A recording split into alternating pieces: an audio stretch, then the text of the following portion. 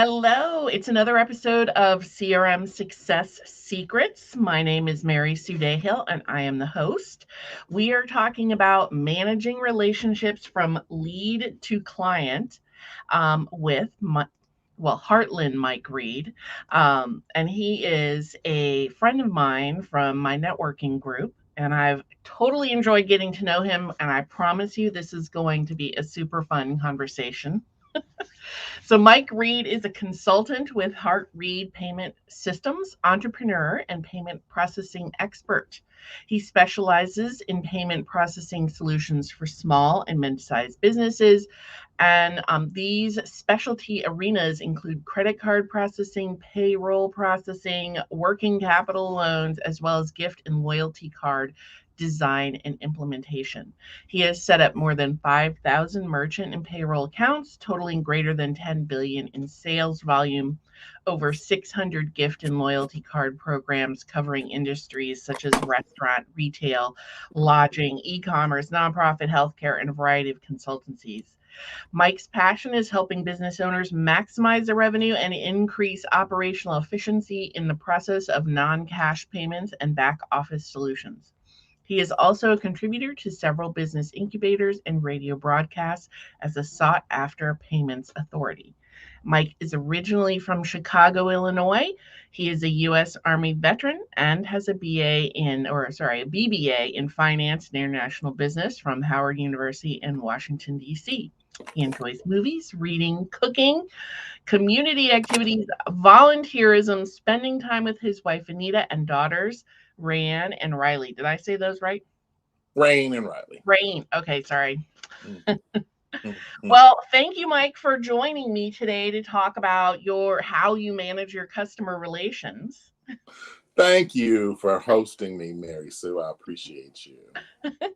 Well, one of the things I've learned about Mike over the time I've known him is that he is thorough, which he responds quickly, he acts quickly, and I feel like even though he uses a CRM, that is his secret sauce. Would you agree with that, Mike? Absolutely. MSD. I call her MSD, Mary Sue Dayhill. So we're just going to go with MSD. Not to be confused with MSG, but no, she's MSD. Right. But that's right. Give me a little bit about like what happens when you start working with a new client or you meet a new lead, really. Sure, I'm happy to. So when I started in this business back in '96, long time ago, everything was manual. We didn't even really have laptops back in '96. I guess they were just sort of coming on the horizon. But so for me, everything is really personal. Everything is really, very lifestyle oriented. You get the best that I have to offer all the time. But, and with regard to developing a client, lots of my clients will call me. Matter of fact, before we got started on this call, we had 2 people calling me when I was trying to get on Mary Sue's podcast. Yep. So, 2 people were calling, asking me questions then. So a lot of what I do is interactive. It's that human touch. Now, we have tons of technology here at Heartland, all the technology you possibly want. But technology doesn't work for everybody. Some people are like a phone call. And I know we've all been in situations where we've been dealing with chat bots and people, on 800 numbers after you hold for an hour or 2 or however long you hold. People don't like that. So I try to make mine as customizable to meet my clients' needs as possible. If you're into technology, great. We've got tons of it. If you want a personal touch, that's really my preference anyway. I've got lots of that as well. But to answer your question more specifically, from the time I am either introduced to a client through a networking opportunity or one of my networking partners, one of my business relationships, or from client to client, I got lots of those. I get lots of those. I got 2 referrals from clients last month, as a matter of fact, that turned into sales for this month. It's always about that initial conversation, whether it be phone or whether it be virtual.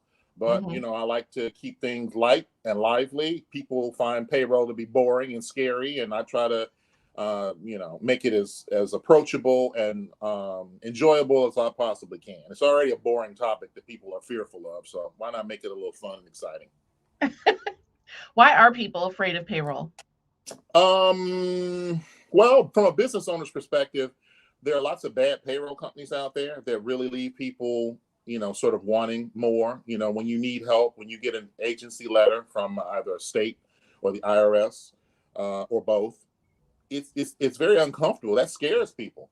That scares the hell out of people, as a matter of fact. And to be able to send that to somebody and be told that it's going to be okay. If you get the right payroll company that has indemnified you, meaning if anything happens, you send it to us and we'll take care of it. We'll represent you. We'll make the inquiries. We'll do this, the follow up with the state.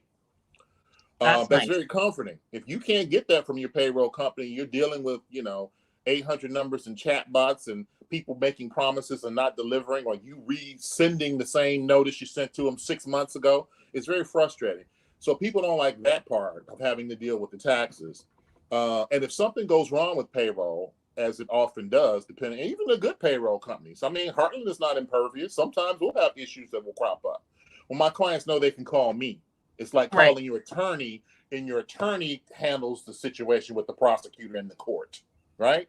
Or you can try it yourself and go to jail. That's kind of the comfort that I give people, right? Call Mike. I'll make sure it gets taken care of. You go back to handling your business. I'll handle it for you, and I'll come back to you when I know information. That's very comforting. But if that happens and it's not with somebody that's going to help you walk through it, it's very disconcerting. And when your employees are in your office or calling your phone talking about their checks are wrong, it's very personal to a business owner. It can be daunting. So people try to stay away from that kind of exposure, that kind of discomfort. And so they'll even stay with bad payroll companies because, as the saying goes, the devil I know is better than one I don't. So, rather than take risks with somebody else, they'll stay in an abusive situation. I liken it to almost personal relationships. When you're in an abusive situation because you're scared to step away, that can be even worse. So, I mean, that's why they just find it uncomfortable. Thank you for explaining that.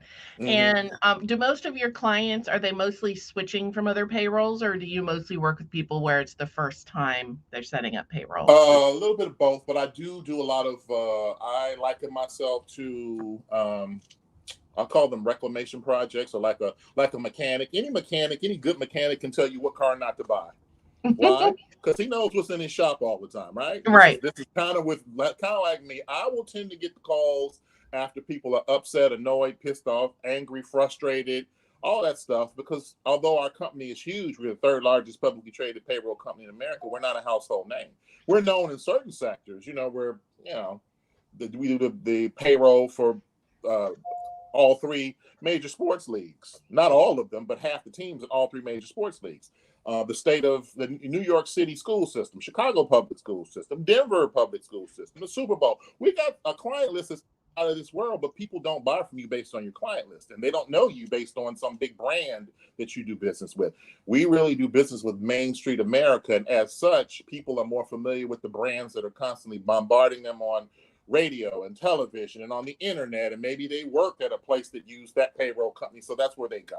I'm not going to name those payroll companies, but we all know them. One of them even has the Department of Labor naming a report after them. So, I mean, they're out there. So people don't know us. People find me generally when they've had so much frustration from other payroll companies, and people will go, well, maybe you should talk to my friend Mike, or maybe you should talk to my friend, my business partner Mike, or I've got this guy in my in my networking group. But that's how we tend to get referrals. I'm kind of the fix-it guy, right? You call me after you've been run around the circuit and now you want things done correct. So that's by the time I get them. So probably more existing businesses, although I'm not afraid. I love my brand new businesses as well. And once they decide to work with you, how do you manage that process? I have a great conversation with them initially. We already talked about that. I set expectations. I let them know how the process is going to go, that I'm going to be with them every step of the way. I don't abandon people. That happens a lot in payroll too. I often liken it to the experience we've all had in the car dealership arena, where everybody, when they're trying to get your business, you're everybody's best friend. You got a whole fleet of people. They're all buying, coffee and sandwiches. And can we get you lobster? And what can we do? And let me go bring you my general manager and all that stuff. You got several people, sometimes dozens of people who want to romance you. And then after you buy the car and you pull off the lot and everybody's gotten paid, you can't find anybody. And the car's depreciated by 15% too. So the car is depreciated, and so has the relationship. That's kind of what people are used to. With us, I'm here with so Heartland, you're not doing everything. You're having to hand off like the implementation to your services team, but you stay involved in that process. But I stay involved because I get paid a lifetime residual to make sure that things go well. So I'm on the training calls with them to make sure the handshake goes well. There are no personality conflicts. I'm always available. We've had personality conflicts even after the implementation team has installed them. Those are the installers who get the account up and running, load the employees, build the passwords, get everything set up, all the deductions and all the the attachments, all that stuff is done. Now we're running payroll. Well, those two people sometimes don't connect well. Maybe I have to request a replacement to make sure my client is happy. Because remember now, my income is dependent upon my client's longevity. So I'm going to do what's necessary to make sure they're happy. And if they're not comfortable, then I got to find a replacement. Or somebody dropped the ball too many times. Oh, my payroll got screwed up. My lady my specialist wasn't listening and she didn't pay. Okay, well, I got to fix that. I can't have that. So I'm involved the entire time, all the way through, and I never go away. I've had people that have been with me. I've been selling payroll here for almost 12 years. I've had people that have been here. I got a lady call me. I didn't even know she was still in my portfolio. I had no idea. I never heard from her. She never calls. I was like, one of my first payroll clients. But people don't leave us because we give you that. I had a guy call me to give me a referral for his ex-wife, and he's like, "You still work there, right?" I'm like, "You just called me. Yeah, I still work here." So he proceeds to give me the referral, and we talked it through and everything. But he was with me. He's been with me for 9 years. So getting that kind of longevity is very difficult because people hop around in payment processing, whether it's card processing, payroll, whatever it is. There's no. Yeah, it's kind of a commodity thing. It's treated as a commodity, but we make it's commoditized and it's transactional. We make it relational and personal. That's where we change the dynamic. Right. And once you feel like it's personal and relational, you're less likely to go somewhere. Because after all, where you gonna go? Be treated like a commodity somewhere? I mean, treated like somebody who doesn't matter, right? So that's the Heartland difference. You discovered it. That's our secret sauce in a nutshell.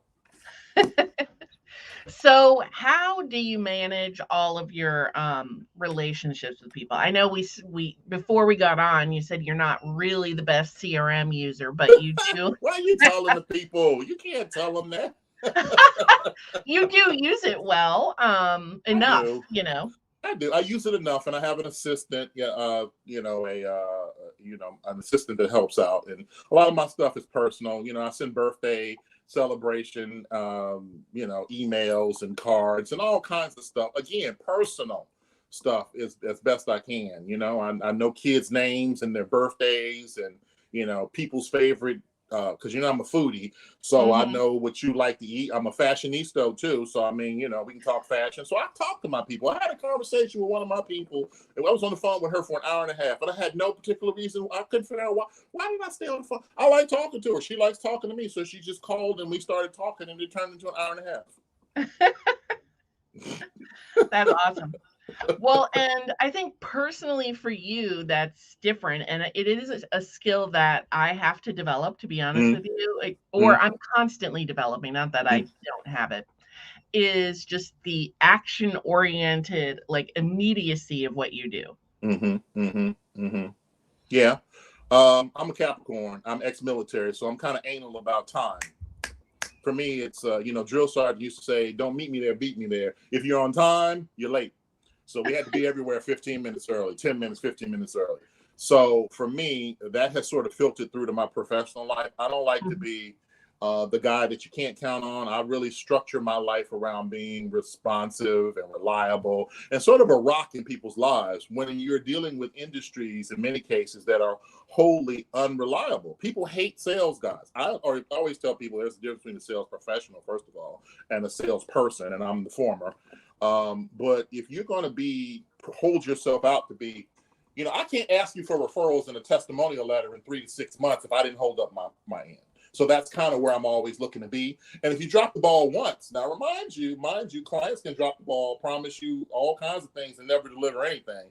And they're good. But if you mess up one time, you're the worst person they've ever done business with. Right. They're going to go on message boards and talk bad about you. So I'm never going to be that guy.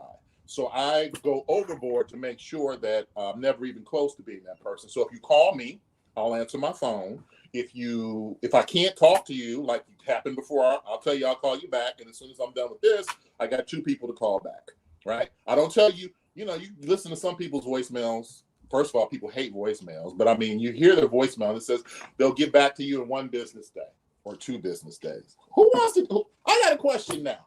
I don't want 2 business days. So I give people the same courtesy that I would like to hear if I was calling you. I want to talk to you now, Mike. I want to talk to you now, Mary. So I want to talk to your voicemail, and I don't want you to call me back in 3 business days. Okay, cool. So that's what I do. That's why I'm like that. That's exactly why I'm like that.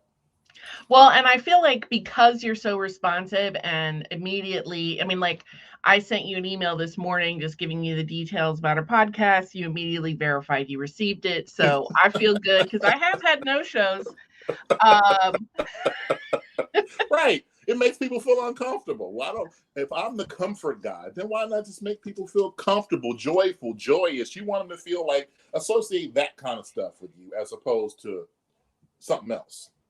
Right. It seems pretty simple to me. They should teach it in business schools. I don't know why they don't, but you got all kind of jerks out here.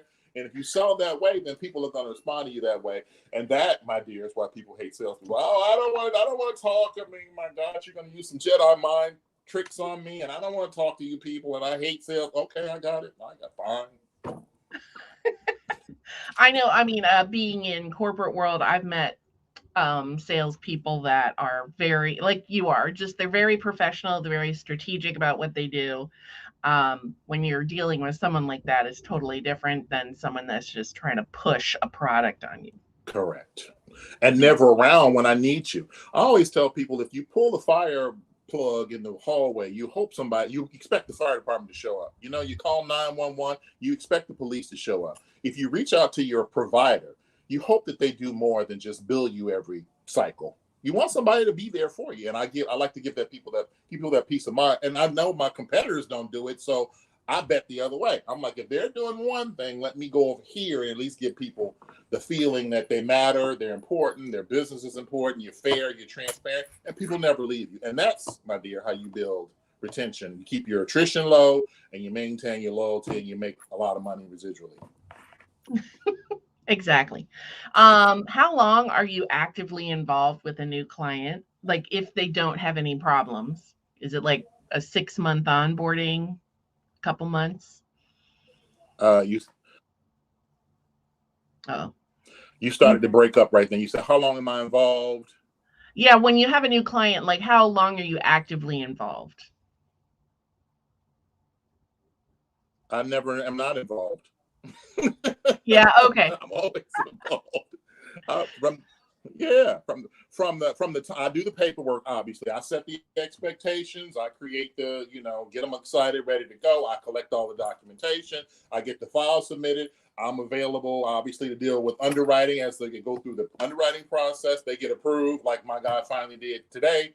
I'll be on the training call next week when he goes to installation implementation team, and then the single point of contact payroll specialist starts to do their thing. But if there's ever a disturbance in the force or a hiccup, I get a call. I get copied on everything that happens in my portfolio. If they bounce payroll, I see it. If somebody's requesting a document that they don't, I'm never not involved.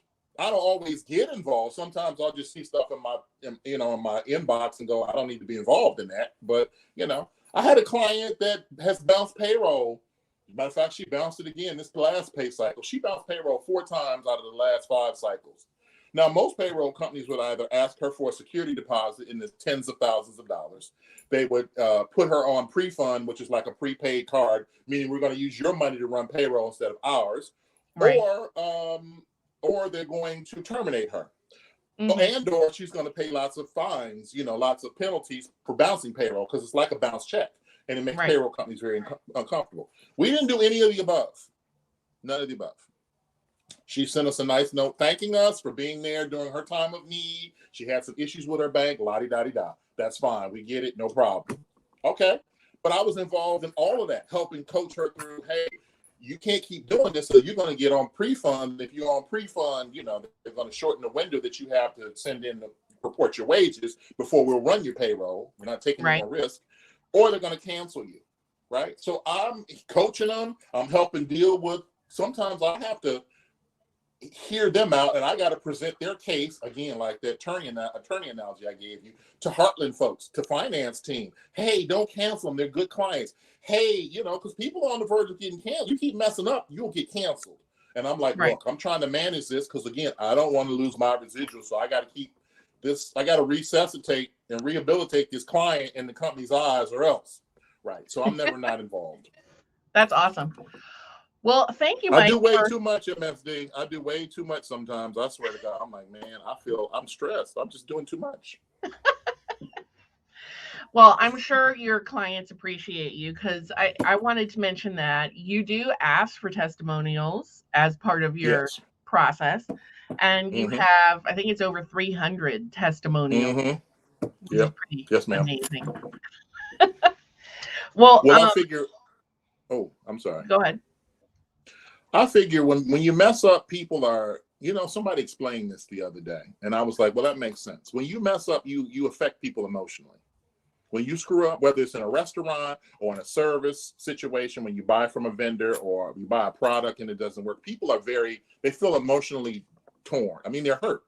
So they go on and they lash out on message boards, and they want to tell all their neighbors, and they want to tell anybody who's willing to listen or not listen. They will bring up the subject about how horrible, peanut butter and jelly's daycare was, and they're going to tell everybody, right? Right. Guess what? When you are doing a good job, you don't really affect people emotionally necessarily, and so they're less willing to talk about it, right? I have to pull that out of you. If I come in and fix the situation that you had, where your payroll account got canceled at the end of last year, you didn't have you didn't have your state tax numbers and all this, you could never reach anybody, your people overpaid, all these 1,000 problems you have, and I come in and I quiet the situation, stabilize it, and everything's great, you need to write about that, because I have to be able to market that to the public and be like, hey, I'm different than the last. I know you got 8 proposals on your desk from all these payroll companies that are based on price. Let me talk about how you're going to be treated.